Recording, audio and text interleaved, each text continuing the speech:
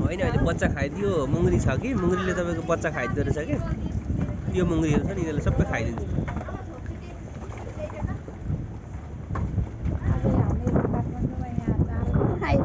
ए काठमाडौँबाट आउनु भएको यहाँ त माछा झिकिरहन्छ नि यो माछाहरू वर्षौनी हुन्छ कति कति वर्षमा निकालेर बेचेर फेरि नयाँ हाल्ने गरेको छ कि अलिअलि कम भयो अहिले थोरै छैन माछा कत्रो रहेछ हौ यो त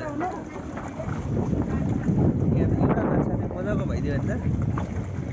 फेरि साह्रै मिठो यो सफा पानी छ कि यो बगुवा पानी हो चिसो पानी माछा साह्रै मिठा हुन्छ नि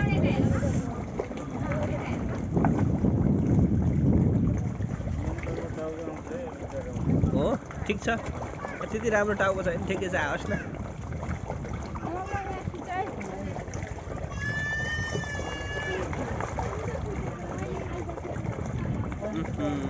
मुङ्ग्री माछा धेरै रहेछन् हौ यहाँ खान्छ नि भोकाइरहेको हुन्छ